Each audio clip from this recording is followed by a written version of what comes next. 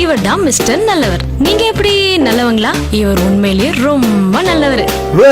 நல்லது செய்யணும்னு நினைக்கிறேன். இவர் எந்த அளவுக்கு நல்லவர்னா சொர்க்கத்துக்கு போறவங்க லிஸ்ட்ல இவர் தான் நம்பர் 1 இருப்பாரு.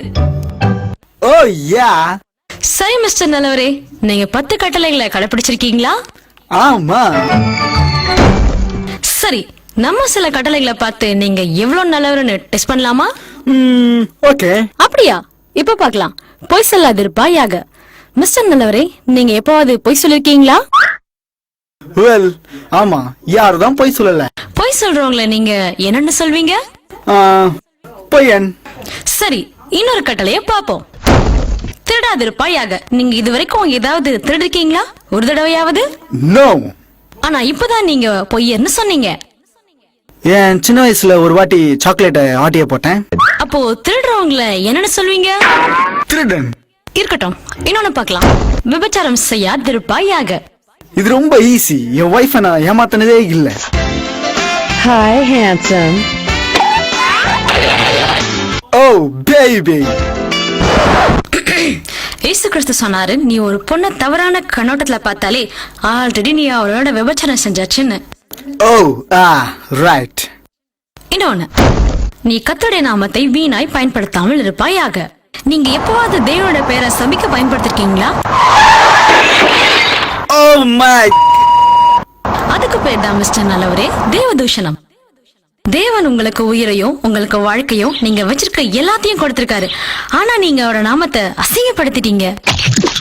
அதனால நீங்க உங்க வாயாலேயே நீங்க ஒரு பொய்யர்னு, திருடர்னு, கடவுளை சபிக்கிறவர்னு, விபச்சாரக்காரன்னு ஒத்துக்கிட்டீங்க. அதுவும் 10ல வெறும் 4 கட்டளை தான். ஓகே, ஒத்துக்கிறேன். நான் ஒன்னும் பெர்ஃபெக்ட் கிடையாது. இது அதை விட ரொம்ப மோசம். ஒருவேளை உங்க மூளையில மைக்ரோசிப்பை வச்சு உங்களோட ரகசிய சிந்தனையெல்லாம் ஒரு வாரம் ரெக்கார்ட் பண்ணி அதெல்லாம் ஒரு தியேட்டர்ல ஓட வச்சு உங்க ஃப்ரெண்ட் சொந்தக்காரங்க முன்னாடி போட்டு காமிச்சா? ஐயோ, எனக்கு அவமானமா இருக்கும். பைபிள் சொல்லுது, தேவனுக்கு எல்லாம் தெரியும், உங்க இருதயத்தின் ரகசியம் எல்லாம் தெரியும். சில பேரை கம்பேர் பண்ணும்போது நான் உத்தமன். ஒருவேளை இருக்கலாம். ஆனா கடவுள் அவரோட சட்டத்தின்படி தான் தண்டிப்பாரே தவிர மத்த மனுஷங்களை வச்சு பார்க்க மாட்டாரு. இருந்தாலும் நீங்க ஒரு நாளுக்கு 5 தடவை பாவம் பண்ணாலே ஒரு வருஷத்துக்கு 1825 பாவங்களை பண்ணிருக்கீங்க. இதே கணக்குப்படி நீங்க 70 வருஷம் வாழ்ந்தீங்கன்னா 1,27,000 பாவங்களை பண்ணிருப்பீங்க. நியாய தீர்ப்பு நாள்ல நீங்க பண்ண ஒவ்வொரு பாவத்துக்கும் கர்த்தர்கிட்ட கணக்கு கொடுக்கணும். பைபிள் சொல்லுது, நியாய தீர்ப்பு நாள்ல ஒவ்வொருவரும் அவங்கவங்க பாவத்துக்கு கணக்கு கொடுக்கணும்னு. ஆனா கடவுள் என்ன மன்னிப்பாரு இல்லையா? அத நம்ம கோர்ட்ல பார்க்கலாமா? இங்க பாருங்க, நான் தப்பு பண்ணிட்டேன்னு எனக்கு நல்லா தெரியுது. ஆனா நீங்க காசை வாங்கிட்டு என்ன விட்டுறலாம்ல? ஒரு பொல்லாத நீதிபதி தான் அதை ஏத்துப்பாரு. ஆனா நல்ல நீதிபதி சொல்வாரு, இறுதி தீர்ப்பு என்னன்னா, உன் பாவத்துக்கு நீதான் தண்டனை அனுபவிக்கணும். தேவன் பொல்லாத நீதிபதி கிடையாது. அவர் பரிசுத்தமும் நீதியும் உள்ளவரா இருக்காரு. அவர் பாவத்தை வெறுக்கிறாரு. இயேசு கிறிஸ்து சொன்னாரு, அவருக்கு விரோதமா பாவம் பண்ற எல்லாரையும் அவியாம எரியிற அக்கினி கடல்ல போடுவாரு சொல்லி எச்சரிச்சிருக்காரு.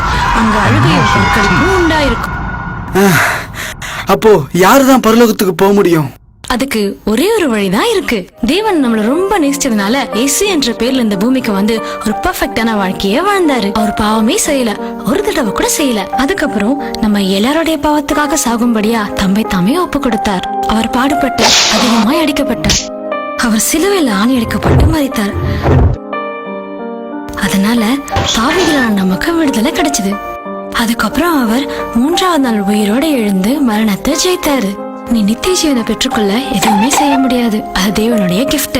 யாரெல்லாம் இயேசு கிறிஸ்து முன்னாடி தாழ்த்தி மனம் திரும்புறாங்களோ அவங்களையெல்லாம் அவர் மன்னிக்கிறாரு, உங்களை சுத்தப்படுத்துறாரு, உங்களுக்கு புது இருதயத்தை தராரு. பைபிள் சொல்லுது, ஒருவன் கிறிஸ்துவுக்குள் இருந்தால் புது சிருஷ்டியா இருக்கிறான்னு.